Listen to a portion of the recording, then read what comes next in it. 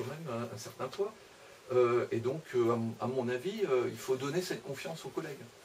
Alors j'entendais que c'est rigide le syndicat. Alors là, moi, je suis d'accord. Mais je m'affronte aussi à ma direction syndicale. C'est-à-dire que pour moi, ce que je recherche à l'intérieur de l'entreprise, bah, c'est de repartir un peu aux fondamentaux, quoi. Donc se dire, bah, on a un groupe, on va discuter, on va voir, bah, on va tirer des tracts. Bon, on n'est pas avec des rotatifs, mais bon, on utilise des imprimantes. Mais on écrit, donc moi j'essaye de faire participer tout le monde à l'écriture des articles, et de fil en aiguille de donner envie. Parce que on parlait, je pense que c'est vachement important, c'est d'aller et faire des choses qui donnent envie. Parce que aller, alors une bifurcation, ça peut être intéressant. Moi j'envie ceux qui ont eu le courage de le faire, qui l'ont fait.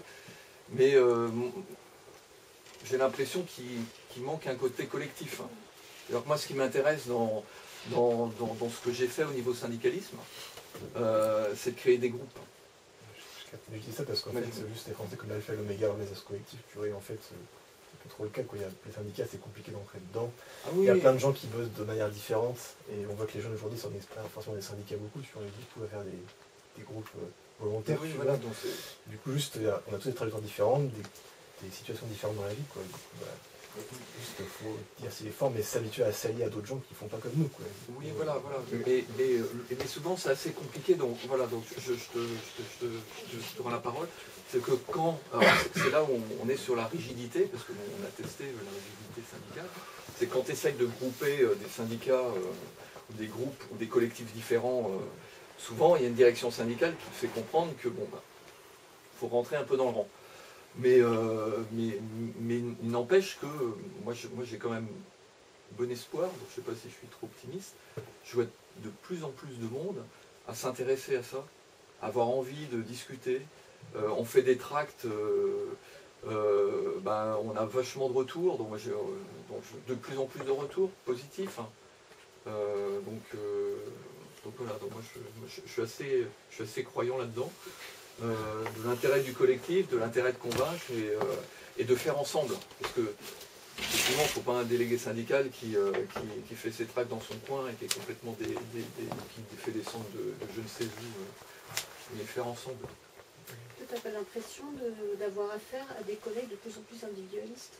Parce que moi je vois là où je bosse, on est très peu à être syndiqués, parce qu'on parle du syndicat. Et je pense qu'il y a beaucoup d'individualisme en fait, et de défaitisme, les gens subissent en fait. Toi, tu as l'impression qu'il y a encore moyen, là où tu bosses, de raccrocher les gens? Oui. Moi, je suis pas. Oui. Donc, mais, après, il y en a toujours des individualistes. Là, on ne peut pas faire sans. Bon, il y en a, voilà, ça fait partie, hélas, de la nature humaine, de voir son nombril. Mais moi, je vois le nombre de collègues qui, ben, souvent, on vient nous voir, on vient discuter avec nous. Ben, il y a de plus en plus de collègues qui ont eu des burn-out, qui se retrouvent dans des conditions de travail qui ne sont pas acceptables, qui ne peuvent plus faire leur boulot. Et donc, ben, moi, je pense que ce qu'on dit, ce qu'on raconte, c'est de plus en plus écouté. Bon, après, je me trompe peut-être, mais j'y crois. Moi, après voilà, pour partir un peu de la réalité de ce que moi je dis aussi, c'est que oui, il y a différents types de... Enfin, la question du collectif, elle peut se décliner de différentes manières. Mais ce que moi je sais, alors quand on est dans le salariat, on subit le salariat, hein, je ne dis pas le contraire, on n'a pas dépassé cette espèce de contrat de travail qui nous aliène. En attendant, il faut qu'on compose avec, effectivement. Mais moi, ce que je trouve intéressant, c'est que le syndicalisme, moi-même je suis délégué syndical, hein, mais je ne suis pas ingénieur, hein, je suis dans le médico-social. Ce que je trouve intéressant, c'est que, alors j'aime souvent la phrase qui est citée, c'est que la question du syndicat, de l'organisation en tant que telle, alors je sais plus si c'est Peyotti ou Pouget, à chaque fois je me mélange les pinceaux, mais deux anarcho-syndicalistes qui disent que à la différence des partis, le parti est un groupement d'intérêts, un groupement d'opinion. Voilà, ça agrège des gens autour d'une idée relativement abstraite et de différents horizons et qui devrait aller vers une direction. Et puis nous, en tant qu'anarchistes, la question du côté hiérarchique et pyramidal est évidemment ultra questionné. Mais le syndicat, lui, c'est un groupement d'intérêts. Un groupement d'intérêts, c'est-à-dire que le postulat, le truc de départ, c'est de dire, voilà, entre collègues, là, on va nous dégrader nos conditions de travail, on va nous péter notre convention collective, on va perdre en salaire, on va perdre en ancienneté, on va perdre en conditions de travail sur le poste en tant que tel. Et de fait, on a des intérêts communs. Et ça, c'est la première étape, je dirais. Et ensuite, effectivement, la question de la conscience politique et puis de partir de ses propres conditions et de ce qu'on doit revendiquer auprès de nos patrons, auprès de nos employeurs. Ça, c'est une première chose. Et puis après, on essaye effectivement, à travers des discussions, ça peut être des tracts, effectivement, et on essaye de mutuellement se conscientiser et puis d'aller sur un terrain qui un peu plus politique, on va dire, d'organisation en tant que telle, et puis de conscientisation du monde dans lequel on vit, quoi. Et donc je pense que voilà, j'ai pas dit que le syndicat était l'alpha et l'oméga, mais en tout cas ce sont des structures, alors évidemment avec toute la rigidité, toute la bureaucratie, on va dire, qui est au-dessus de nous, que nous on conteste effectivement en tant qu'anarcho-syndicaliste. Mais en tout cas, l'outil de base, la structure de base, elle est intéressante quand on choisit de s'en saisir et effectivement de ne pas laisser cet outil dans les mains de gens qui n'en feraient rien, si ce n'est vivre grâce au syndicalisme, pas le faire vivre en tant qu'outil de lutte, quoi. Voilà. Mais en tout cas, nous, on est voilà, comme dans toute organisation, c'est nous qui faisons les choses, c'est-à-dire effectivement pas laisser un délégué syndical hors sol qui sera plus proche de la direction et qui ne sera jamais venu voir les collègues et qui ne sera pas préoccupé par ce qui se passe, voilà. Et voilà, sur lequel qui a un mandat et puis qui en fait ce qu'il veut sans contrôle.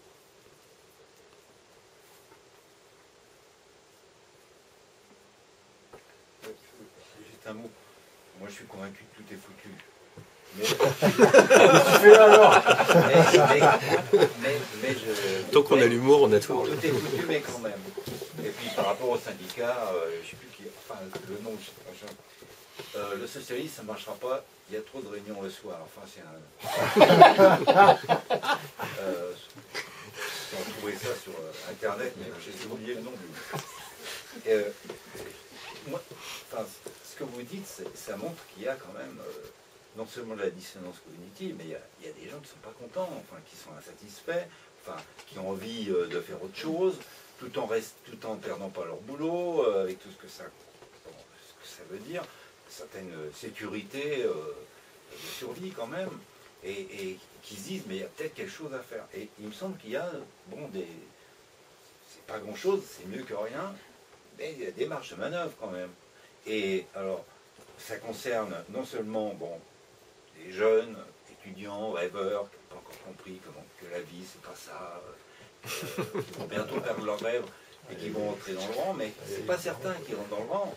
La preuve, parce qu'il y a il y a quelques exemples de gens qui restent insatisfaits, hein, qui n'ont pas complètement laissé tomber leurs rêves, qui les ont mis dans un coin, puis les rêves qui reviennent comme des boomerangs. Donc il y a quelque chose qui se passe quand même. Et ce qui a été dit au début, puis les événements, même médiatisés, c'est sans doute tellement grave pour le ronron que c'est médiatisé. Ces grosses têtes, ces têtes d'eux, là, comme on dit en anglais, qui décident de faire autre chose. Alors on va dire, oh, ils vont se décourager. Ou comme disaient certains ouvriers en 68, au siècle dernier, hein, qui repoussaient les étudiants, oui, mais c'est vous qui allez nous commander plus tard. Alors bon, on ne vous écoute pas. Bon, il y a eu ces rejets comme ça, mais c'est pas certain non plus que les cadres, les encadrants, ou les gens qui sont dans une position sociale supérieure, comme le sont quand même les ingénieurs, qui ont un pouvoir d'action, qui ont des compétences que les autres n'ont pas, soient complètement... même si la majorité, sont pas très battants, ou se sont fait une raison, ou de mauvaises raisons, il y a quand même, semble-t-il, peut-être assez de gens pour élargir les marges de manœuvre. mieux que rien. Par ailleurs, tout est foutu, hein, mais... Non, mais ce que je trouve super intéressant dans le bouquin d'Olivier Lefebvre, c'est qu'il dit bien que pour lui, il estime que donc il faut faire une bifurcation industrielle. Voilà, enfin, il faut que le système économique et la machine techno-capitaliste, elle change de direction. Donc lui, son objectif, c'est pas juste que les ingénieurs ils fassent des ZAD dans leur coin. En fait, voilà, ça l'intéresse pas. Il veut qu'il en émerge un mouvement collectif. Donc l'objectif du bouquin, c'est effectivement d'en faire quelque chose de politique. Ce qu'il dit, c'est que ça doit partir déjà d'une analyse. Parce que les ingénieurs adorent ça. Donc, voilà. Étudier des trucs, mettre dans des tableaux, faire des courbes, tout ça. Et donc, déjà, comme ils sont au cœur effectivement du système, eh bien, c'est déjà recensé. Lui, il parle de flux de matière, de flux physique en fait, qui pose problème. Et commencer à faire cet inventaire-là sur les domaines qui touchent à la vie, quoi, enfin, même à la survie. Donc, il précise que donc pour lui, par exemple, parler des questions agricoles, parler de l'accès à l'eau, etc., et avoir des informations sur, je sais pas, Bridor par exemple, parce qu'il y a une lutte il n'y a pas longtemps à côté, à Liffré, contre l'implantation de l'usine Bridor. Donc ça a plutôt fonctionné parce que le DUF a annoncé qu'il n'irait pas à Liffré.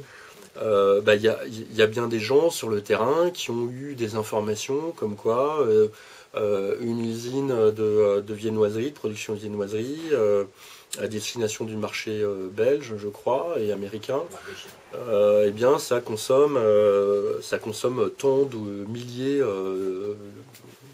de litres d'eau, ça consomme tant de mégawatts, enfin kilowatts d'énergie, etc. Donc là, les ingénieurs, ils sont au cœur en fait du système, ils ont ces informations-là et ils peuvent donner des analyses, enfin des informations à l'ensemble de la société pour dire attention, enfin là, il est en train de se passer quelque chose qui est grave, enfin, voilà, qui remet en cause, par exemple, l'accès à l'eau sur le territoire de la commune de Liffré, quoi. Donc c'est quand même quelque chose qui est très concret, qui est très actuel, voilà. Dans tous les secteurs d'activité, évidemment, ce travail de recensement et d'inventaire peut être fait. Et lui, il dit que c'est déjà une première étape, donc de l'intérieur, hein, voilà, et que le collectif des travailleurs, qui est, alors bon, ça c'est moi qui l'ajoute, hein, il n'en parle pas du tout, mais ceux qui peuvent le faire, c'est ceux qui sont déjà organisés. Et à ma connaissance, les travailleurs, ils n'ont rien trouvé d'autre que les syndicats dans les entreprises pour s'organiser, quoi. Donc pour moi, effectivement, je constate qu'il y a quand même une évolution du syndicalisme depuis ces dernières années. Alors peut-être pas pour des questions complètement désintéressées, mais en tout cas qui se préoccupent clairement des questions environnementales, parce que aussi les collègues les demandent, quoi. Donc je pense que là ça va rentrer en tension de plus en plus. Alors peut-être c'est plus facile pour les étudiants parce que voilà, on va dire ils sont au début d'une vie, peut-être ils disent voilà, il y a toujours moyen de se raccrocher aux branches, etc. Que effectivement pour une catégorie sociale qui fait partie de la petite bourgeoisie, hein, voilà, disons-le. Pour autant, même si la condition sociale est celle de la petite bourgeoisie, ça reste effectivement des travailleurs qui ont leur salaire, hein, pour vivre. Sinon, ils ne travailleraient pas. Enfin, moi, perso, si j'avais des rentes, je ne bosserais pas. Hein. Enfin, je me ferais pas chier à bosser. Voilà. donc voilà, c'est quand même une réalité, quoi. Voilà. Donc, première étape, le recensement. Voilà. Et deuxième étape, préparer la bifurcation industrielle, c'est-à-dire avoir des embryons comme ça de micro-technologie ou low-tech ou autre. Bon, voilà. Sur certains secteurs. C'est-à-dire qu'il n'est pas du tout à dire qu'il faut arrêter enfin les scanners, ou voilà, des hautes technologies. Il y a des trucs dont il y a besoin. Enfin, gérer, je le disais, hein, gérer les déchets nucléaires, ça demande une technicité. Voilà, c'est pas démanteler des centrales. Si c'était facile à faire, celle de Brennilis, là, depuis 20 ans, elle serait peut-être démantelée, quoi. Donc effectivement, il y a besoin de ces compétences-là, quoi. Et y compris dans une autre société, alors il y aura sûrement besoin de moins d'ingénieurs, parce qu'on n'aura pas besoin de fabriquer autant de trucs inutiles. Voilà. Et heureusement, parce que sinon, on ne se poserait pas ces questions sur l'impact environnemental, quoi. Parce qu'il n'y a que en diminuant globalement le niveau de production, et là, il y a moyen de diminuer le niveau de production de façon importante dans certains secteurs d'activité, d'arrêter clairement le secteur d'activité. Tu parlais tout à l'heure, effectivement, des mecs de Total Energy, des mecs de Thales, etc. Ils vont pas vouloir arrêter de bosser. Je sais pas. Faut leur poser la question, en fait. Tu vois, alors bon, je pense que évidemment dans notre société là, globalement, tu leur poses la question demain, ils te diront que non, il faut bien qu'ils bouffent, etc. Le chantage à l'emploi, c'est un bon levier. Voilà, mais c'est exactement ce que faisait le DUF, hein, par rapport à l'usine de Bridor. Hein. Il disait, et le Parti socialiste, le maire de Liffré, voilà, il disait effectivement, ça va casser l'emploi. Mais un syndicalisme intelligent, c'est un syndicalisme qui n'est pas corporatiste, c'est un syndicalisme qui conteste la raison d'être de la production, en fait, de l'entreprise. Les gens, ils peuvent faire autre chose, quoi. Voilà, les ingénieurs à Thales, ils peuvent faire autre chose que des missiles, quoi. Ouais, ils ont plein de connaissances, plein de compétences, quoi. Et pourquoi est-ce que les jeunes en formation aujourd'hui, enfin, je conçois que ce soit compliqué, de se poser, enfin, de se dire où est-ce qu'on m'emmène, quoi. Mais en fait, l'État, c'est la superstructure qui dicte aujourd'hui les séquences de formation qui répondent à des objectifs de production de la machine économique. Et c'est pour ça qu'on se retrouve avec, effectivement, des formations complètement décorrélées, quoi, qui n'ont aucun sens, quoi, par rapport à ce que réclame le corps social, quoi. Mais c'est ce que réclame, effectivement, Total Energy. Voilà, ils réclament des ingénieurs en géologie tout à fait compétents. Voilà. Juste un tout petit exemple, dans la formation par exemple à la fac de Rennes, il y avait des boîtes qui étaient genre, je vais tous les 6 mois avec les profs qui géraient le master pour dire on a besoin de telles compétences, plus de big data, plus de cloud, et même qui géraient le programme en quelque sorte, tu vois, en partie, tu vois. Et du coup, c'est des boîtes qui créent cette demande de travailleurs, quoi, des marchandises, tu vois, mais en partie des marchandises, tu vois. Ouais, mais on rejoint, et après j'arrête, mais sur la question du service public, hein, que tu adressais, nous on a une affiche ici, Gérons la vie de nous-mêmes. Donc c'est l'idée d'autogestion de la commune, voilà, de l'échelle locale géographique. On avait aussi une autre affiche sur les services publics, si je ne m'abuse, mais qui disait sensiblement la même chose. C'est-à-dire que les services publics, ça peut être géré en dehors de l'État. Voilà. Voilà. Pierre Bénard, il a écrit un bouquin, Le Monde Nouveau, il écrit, voilà. C'est là pour le coup quasiment algorithmique. Il décrit comment devrait être organisée une société anarchiste. Donc voilà, il y a des beaux dessins.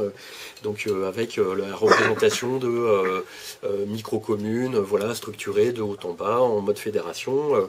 Donc sur le plan politique, et puis la même chose sur le plan de l'organisation économique. Voilà.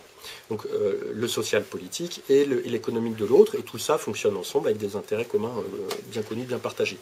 Donc c'est un embryon de service public, de socialisation de la production. À Barcelone, en 1936, il y a des secteurs entiers de la production qui ont été socialisés. Les usines d'armement l'ont été. Ça a permis de continuer à fabriquer des fusils pour tirer sur les fascistes. Même les premières qui ont été... Donc, l'hôpital pourrait être géré à la fois par les usagers, par les travailleurs, ouais, plutôt que par des technocrates. Et par l'industrie pharmaceutique. Donc clairement, effectivement, c'est la privatisation de pans entiers en fait, de la société qui est à l'origine d'une grande partie des problèmes qu'on rencontre. La captation de ces richesses, la poignée d'individus. La question c'est pourquoi cette conscience collective a disparu dans le monde du travail. Je ne suis pas sociologue. Parce que c'est 40 ans de... Ouais, 40 ans. Le capitalisme va individualiser tout. Donc je pense que c'est pas facile pour les jeunes aujourd'hui en formation, quelle qu'elle soit, c'est clair. Quel choix, etc. En tout cas, lui, Lefebvre, il dit pas faites votre ZAD, ou il dit si vous faites votre alternative, faites-la avec d'autres, faites des collectifs et incluez dans votre réflexion les questions techniques et technologiques. Parce que de fait, ces problèmes-là vont se poser de façon super importante dans les années à venir, par rapport à, par exemple, la fin du pétrole bon marché, entre guillemets, par rapport au problème d'accès à l'eau. Donc là, il va y avoir besoin de compétences techniques. Alors peut-être qu'il va falloir réapprendre certaines choses qui ont été oubliées, voilà, d'où les low-tech. Voilà. Mais peut-être qu'il va falloir désapprendre aussi des choses et certainement déconstruire des pans entiers de l'économie, c'est sûr. Oui, c'était sur, du coup, que techniquement, les écoles d'ingénieurs, il y en a plein qui sont publiques, ou en théorie publiques, parce que dans les faits, ils font déjà leur menu à la carte, en influençant sur les programmes, même carrément, quand tu sors d'école, tu as déjà un contrat de signé, etc., tu as déjà tout fait, tout frais, tout payé. Donc en soi, déjà, les écoles d'ingénieurs, est-ce qu'on peut se poser la question de est-ce qu'elles sont encore publiques finalement? Parce que c'est même plus l'État, c'est même plus les étudiants, c'est même plus les professeurs qui gèrent ce milieu. Mais clairement, déjà, les entreprises privées, pour leur profit et pour leur bien. Donc ça revient aussi sur la question de comment lutter déjà au sein d'organes éducatifs, alors que c'est déjà quelque part déjà privé, c'est déjà une entreprise. Donc c'est l'entreprise avant l'entreprise. Ouais, en fait, les gens essayent, quoi. C'est un petit peu ce que disait le camarade tout à l'heure. Il y a un jeune que je connais très bien, qui vient de rentrer en école d'ingénieur. Son école d'ingénieur, qui est à Compiègne, donc, est partenaire de la construction d'un super grand projet inutile et néfaste, un canal au nord-est de la France, qui devrait permettre de faire transiter des flux de façon plus rapide, optimisée, etc., entre l'Europe du Nord et puis la région parisienne, certainement. Il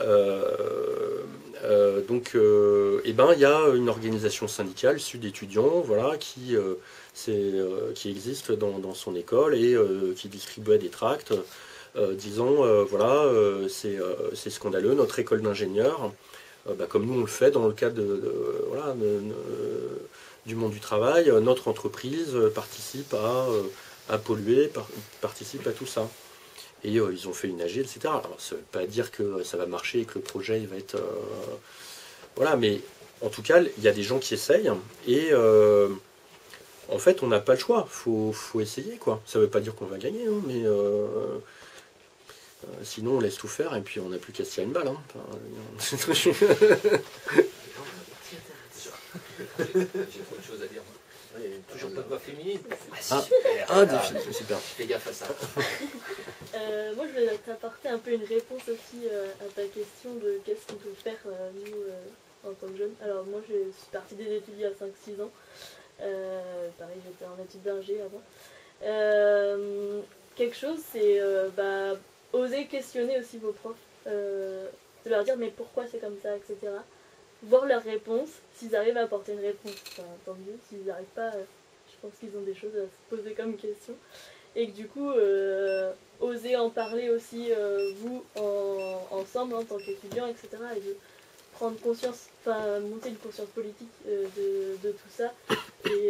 Et oser la porter, cette parole. Du coup, de façon collective, c'est un peu ce qu'on a dit par rapport au syndicalisme, etc. Mais ça peut se faire aussi au sein de l'école sans passer par le syndicalisme. Voilà, je crois que c'est un peu... pour le coup, je suis dans la même école, dans la même filière. Et en fait, il y a un truc qui ressort, ça fait 4 ans qu'on a mis ça en fait, et il y a un truc qui ressort vachement quand même par rapport à notre milieu étudiant, c'est que la conscience politique, elle est inexistante. Elle est inexistante. Et c'est vraiment quelque chose qui est dur à s'avouer et tout. J'étais très vite fait syndicaliste quand j'étais en première année, mais la cellule syndicale à l'INSA, on était 3 personnes. Et en fait, on peut bien engager vraiment. Là, ça a été un peu rassurant parce qu'il y a une AG qui a été mise en place au moment du mouvement pour les retraites. Mais même ça, on a eu du mal elle a très peu perduré. Il y a très peu de gens qui ont effectivement continué à venir en manif. La première manif, il y a eu plein de monde parce que voilà, c'était nouveau et tout. Mais après, les gens, ils se sont pas mal défilés quand même.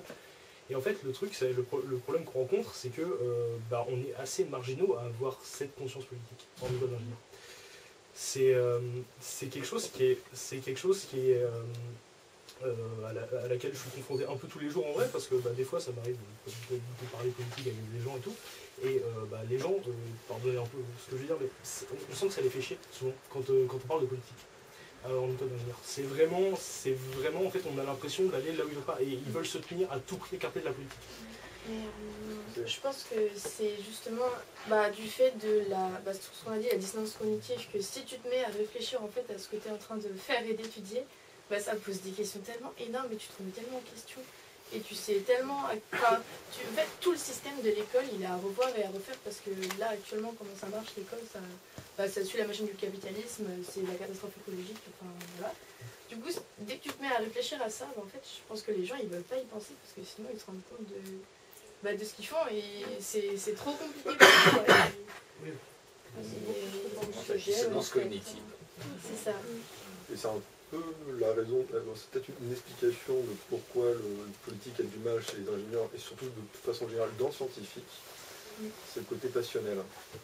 Vraiment, le côté passionnel prend le dessus au-dessus de tout et crée, à ce que tu viens de dire, le déni non, je suis très bien dans ma passion et j'ai pas envie de la remettre en question ou de la pratiquer autrement parce que ça en remettrait en vie des années de ma vie et le déni est un doudou dans la question, quoi. Au niveau psychologique, on retrouve ça vite fait dans les boîtes aussi, quoi. Les gens ils se disent parfois techniquement c'est super intéressant ce que je fais, tu vois, sur le cloud, je manipule les trucs de ouf, des data centers. Mais en fait, là, tu bosses sur des assureurs, des banques, tu bosses pour les bourses, tu vois. Ouais. T'es fier, et en fait, non, les gens, il y a un cynisme ambiant dans toutes les boîtes, c'est affreux, tu vois. Et donc, par rapport à ce que tu disais tout à l'heure, et donc c'est un peu horrible ce que je veux dire. C'est moins horrible parce que c'est un sujet qui m'a toujours motivé, donc tout ce qui est écologie, environnement, survie de la planète, j'ai toujours été là-dedans. Et j'avoue que maintenant, il y a une opportunité, là, avec ce qui se passe, parce qu'on parle de scientifiques, c'est un moment où ils sont forcés de comprendre. Ils sont forcés. Les ingénieurs, les scientifiques, et oui, mais on parlait justement, on est en train de parler de ces gars-là, parce que on n'a pas défini ce qu'était un ingénieur. Moi, j'ai un peu de mal avec ça. Ils sont censés prendre des décisions rationnelles, en tout cas. Voilà. Et du coup, en parlant de ça, il y a beaucoup de choses qui prennent. Et juste, moi, si je parle de mon cas particulier, moi, la première fois que j'ai vu un syndicaliste, j'avais 35 ans. J'avais fait mes études, j'avais pas vu de syndicaliste, j'avais été bosser dans des sociétés de services, j'ai pas vu de syndicaliste. Il y a un gars, à un moment, il y a un gars qui faisait un tour, il y avait des élections, puis on a commencé à discuter, mais c'est vrai que on est aussi, les études d'ingénieur font que, et d'ailleurs je suis pas ingénieur, donc j'ai un cursus universitaire, mais il se trouve qu'on m'a embauché comme ingénieur, et on est confronté assez tardivement finalement, mis en contact, plutôt confronté. Et de mon vécu, et c'est pour ça que moi j'aime bien ce qu'on fait au niveau syndical, donc ce que j'essaye de faire au niveau syndical, donc ce qu'on essaye de faire au niveau syndical, c'est bien de prendre conscience que le syndicat c'est nous, c'est les salariés. C'est pas une fédération, on a beau nous bassiner avec des espèces de congrès, on sait très bien comment ça se passe. Ce qui est important, c'est ce qui se passe réellement dans l'entreprise, avec les collègues. Tu posais là, aussi de manif, tu vas aussi prendre des gros décisions, et les centrales syndicales prennent des gros décisions sur les syndicats. Ah oui, non, mais... Ça a des conséquences sur... mais ça, effectivement, aussi, sur le mouvement national. Mais il n'empêche que ce qui va se passer dans la réunion syndicale, de ce que tu vas faire pour beaucoup de collègues, c'est le premier endroit où ils vont commencer à parler de politique. Parce que ça aussi, c'est un autre mot qu'on pourrait définir. C'est un embryon de démocratie dans l'entreprise. Mais moi, j'ai jamais milité dans un parti politique, dans un mouvement politique. Par contre, j'ai jamais fait autant de politique que dans le syndicalisme. J'arrête pas. Te poser la question comment tu dois travailler, dans quelles conditions tu dois travailler, quels sont finalement les moyens que tu peux utiliser pour faire changer les choses. C'est que de la politique. Mais voilà. La limite, c'est négocier les conditions, tu négocies ton travail, tu négocies tes le modérateur.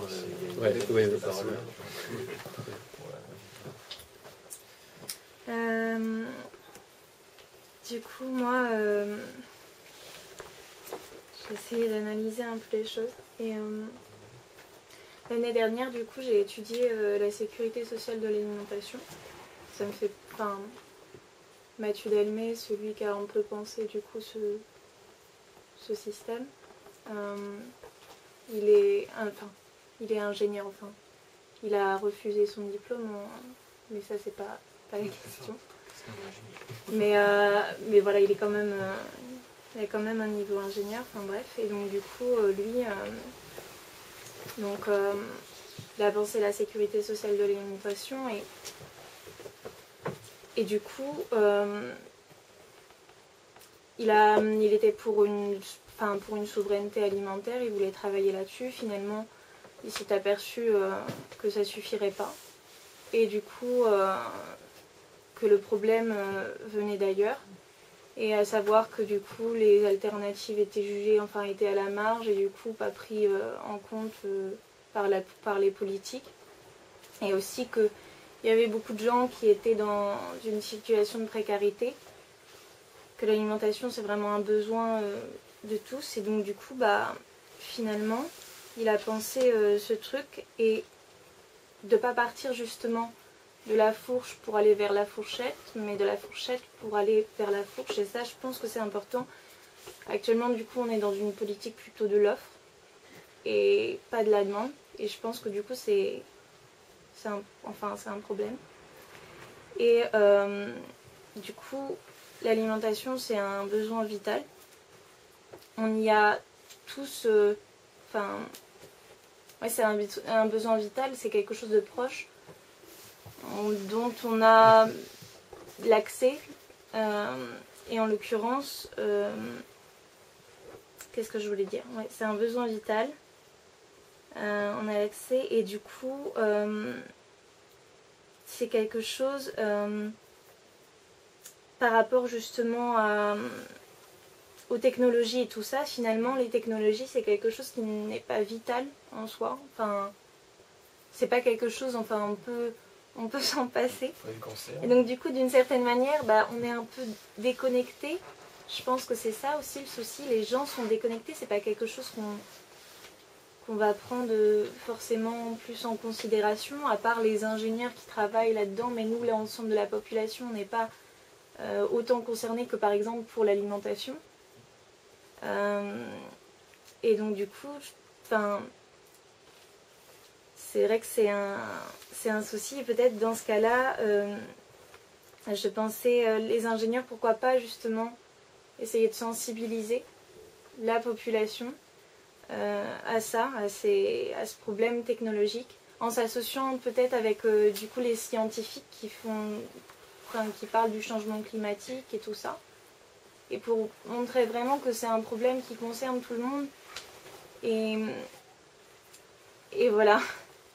Et je pense, moi je fais de la gestion et de la maîtrise de l'eau. Je suis en BTS, gestion et maîtrise de l'eau. Et du coup, l'eau c'est pareil, c'est quelque chose qui...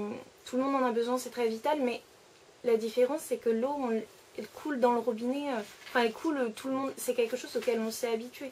Et pourtant, c'est pareil, c'est la merde. Mais c'est loin. Et l'alimentation, c'est proche, tout le monde mange. Et le problème, c'est que la technologie, tout le monde en a envie finalement, par exemple, d'avoir un portable et tout ça. Et d'une certaine manière, on est déconnecté de ça.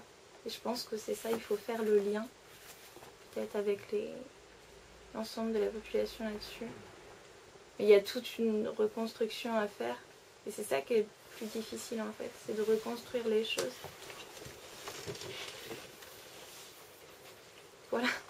Mais sans conscience politique des ingénieurs, ça va être compliqué de les amener à entreprendre ce type d'action, de conscientisation et tout. Enfin, il y a un truc qui se met. Et justement, oui, en effet, c'est